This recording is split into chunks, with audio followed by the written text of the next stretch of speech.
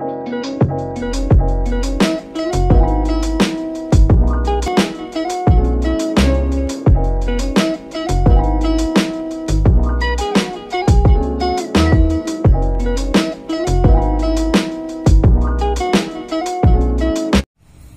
belajar untuk mengenai sistem freon di dalam instalasi pipa, ya, di dalam AC split wall. Bagaimana sistem kerja freon, ya, kenapa dia bisa indoornya menjadi dingin, ya, bagaimana konsepnya dia bisa mendinginkan ruangan. Ya, saya akan mengajari ini gambarnya, saya gambar, ya. Pertama kita pahami dulu, ya. Pertama adalah kompresor. Ini kompresor, ya. Dan kompresor itu fungsinya mengisap freon dan menekan freon. Itu fungsinya, ya, mengisap dan menekan freon. Nah, pertama yang diisap freon dari evaporator, dari indoor. Ini evaporatornya, ada blower, ya. Nanti saya jelaskan sistem blowernya. Tapi yang jelas di sini adalah kita bicara sistem freon di dalam instalasi pipa. Pertama, kompresor mengisap, ya, freon, ya, yang dimana freon itu, ya, dia suhunya rendah, tekanannya rendah pada saat diisap ataupun di section, ya, pipa section memiliki suhu rendah dan tekanan rendah. Setelah dia keluar dari pipa discharge, pipa tekan, maka suhu tadi, ya, suhunya tinggi, tekanan tinggi. Kenapa? Ketika freon itu ditekan, ya, setiap ada tekanan itu membuat suhunya menjadi tinggi, tekanan pun tinggi. Dirubah dari rendah-rendah sekarang tinggi-tinggi. Nah, freon tadi melewati namanya kondensator atau outdoor. Kita sebut ini posisi outdoor kondensator yang ini, ya, melewati pipa kondensator atau kondensor, ya. Nah, di sini peran dari fan yaitu membuang panas. Kenapa? Suhunya kan panas di sini tadi karena ditekan oleh kompresor. Tekanannya juga tinggi. Jadi di kondensator dimasukin di dalam freon itu dimasukin dalam kondensator sehingga freon itu menjadi menumpuk panas di dalam outdoor sehingga fan bekerja membuang panas.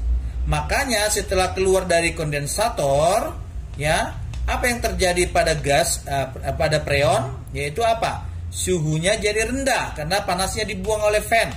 Tekanan tetap tinggi. Ya, tekanan tetap tinggi, tapi hanya suhunya yang berubah karena dibuang oleh fan. Makanya setiap kita pegang outdoor dari belakang outdoor, kita pegang udaranya pasti panas. Ya, kalau nanti kita pegang outdoor nggak panas, berarti AC-mu bermasalah. Harus panas, ya, hangat-hangat lah. Suhunya di atas 30-an lah. Oke. Nah, kemudian setelah dari sini kita memiliki suhu udara rendah, tekanan tinggi. Dan dia melewati namanya filter dryer. Kalau filter dryer fungsinya adalah menyaring kotoran yang ada partikel-partikel di dalam instalasi pipa. Ya, menyaring, itu fungsinya. Kemudian ketemu dengan pipa kapiler. Pipa kapiler, ya, fungsinya adalah menurunkan tekanan. Tadi awalnya kan di sini tekanannya tinggi di sini. Ketika melewati pipa kapiler, maka tekanannya jadi rendah. Berarti dia suhu rendah, di sini suhu rendah, tekanan rendah. Kalau ada suhu rendah, tekanan rendah masuk ke dalam evaporator. Di dalam evaporator ini dimampetkan di sini, ya, dimampetkan di dalam evaporator, maka blower yang ada di dalam indoor atau di evaporator, yaitu blower itu menarik udara dalam ruangan dan melepas udara ke dalam ruangan, tetapi sambil menubruk evaporator. Ya, evaporator ini ditubruk oleh udara panas yang dihisapnya dari dalam ruangan, sehingga udara yang ditubruk tadi bertubrukan dengan evaporator yang dingin, maka udara itu hasilnya keluarnya dingin. Jadi di sini terdapatlah suhu rendah, tekanan rendah.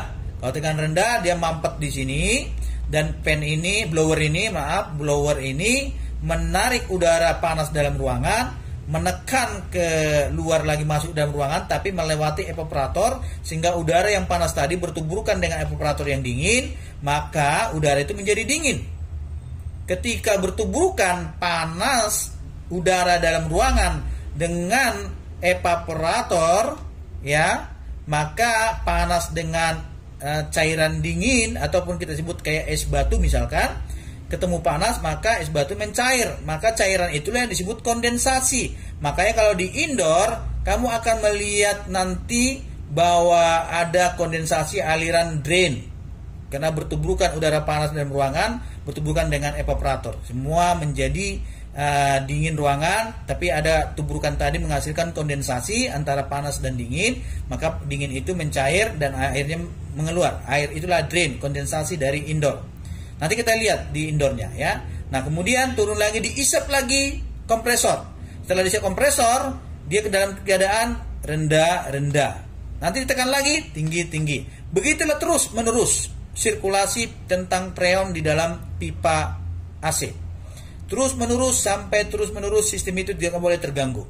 Kalau terganggu maka nanti trouble, bermasalah sistem AC-nya. Ya. Jadi kita nanti buat di dalam indoor, maka kita akan memiliki satu hal, ya, yang kita pelajari, yaitu adanya outdoor, adanya indoor. Indoor bagaimana, outdoor bagaimana kinerjanya tadi, dan kompresor bagaimana kinerjanya. Kita lihat tadi langsung ke lapangan, ya, sebentar, ya. Nah, inilah indoor tadi. Kita lihat tadi yang saya jelasin tadi, kondensasinya mana. Inilah pipanya, kondensasi. Kalau kita pegang itu airnya dingin, ya, dingin. Jadi kita harus memahami bahwa kondensasi ini kenapa bisa terjadi, karena tadi yang saya jelaskan tadi, ya, di situ ada bak drain namanya, ataupun saluran drain, ada kotak drain, ya, untuk mengalirkan air yang tadi akibat dari tuburukan udara panas ketuburuk dengan evaporator yang dingin. Nah, sekarang kita lihat konsepnya. Nah, kita lihat konsepnya, ya. Ini tadi evaporator yang saya jelasin, evaporator, ya. Ini evaporator yang di sini suhunya sudah rendah, tekanan rendah, maka ini nanti kayak es dingin gitu, ya. Ada cairan-cairan yang dingin banget. Nanti blower ini menarik, ya, berputar begini. Ini mengambil udara kemari dan ditarik ke sini masuk dan bertubruk dari sini. Dari dalam ini bertubruk keluar udara dari sini, maka udara yang dari sini akan dingin. Ketika tuburukan di sini tadi di evaporator, maka air-air tadi yang dingin itu berjatuhan. Nah, di sini ada bak drain, ya, bak drain atau penampung drain, nanti ini dialirkan ke air yang tadi yang sudah saya jelasin tadi. Jadi ini adalah blower, ini yang mutar. Nanti yang mutar ini motor, mutar blower untuk menarik udara panas dari ruangan bertuburukan dengan evaporator. Artinya berapa banyak kalori panas dalam ruangan, segitu banyaklah yang didinginkan udaranya. Nah, kemudian pipa-pipa ini, ya, pipa-pipa ini adalah pipa section, itu pipa discharge. Ingat, catat, kalau pipa discharge itu selalu lebih kecil dari pipa section. Nah, itu terus nanti yang terus sampai ke outdoor sana. Di outdoor pun begitu konsepnya, ya. Jadi di outdoor pun begitu, nanti dari sini udara panas. Kalau kita pegang di sini ini panas. Karena tadi kompresor yang ada di sini, ya, mengisap dari indoor, ini dari indoor. Mengisap, ya, masuk ke kompresor menekan, tadi jadi panas, kondensator menumpuk di situ, panasnya dibuang oleh fan, sehingga nanti keluar lagi kemari dengan keadaan apa? Suhunya rendah dan tekanannya masih tinggi.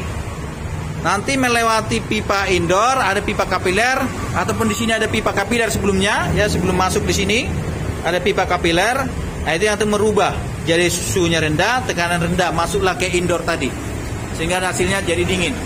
Seperti itu, ya. Jadi teman-teman semuanya, kita bisa melihat sistem kerjanya. Dan nanti untuk sistem kerja PCB-nya, tonton video saya tentang kinerja PCB indoor. Kalau untuk outdoor, tonton video saya tentang bagaimana electrical outdoor yang sudah saya jelaskan di video-video saya, supaya kamu mengerti, karena semua punya bagian masing-masing. Nah, saya hanya menjelaskan di sini adalah sistem kerja freon di dalam instalasi pipa. Ya, begitu, demikianlah penjelasan saya. Terima kasih teman-teman telah menyaksikan video ini menjadi sebagai ilmu tambahan buat teman-teman, dan biarlah semakin dapat mengetahui sistem kerja AC dan semakin mampu menyelesaikan troubleshooting AC. Nah, sehingga teman-teman menjadi pekerja-pekerja yang handal, yang standar konsultan, yang kita akan tetap mengajarinya dengan ilmu-ilmu standar konsultan. Itulah dari saya teman-teman, sukses buat kita. Ya, tetap jaga kinerjanya supaya benar-benar bisa naik karirnya menjadi chief engineering dan lanjut terus sampai manajer. Harapan kami seperti itu. Terima kasih teman-teman, sukses buat kita semuanya. Dari PT Mino Karya Sejati.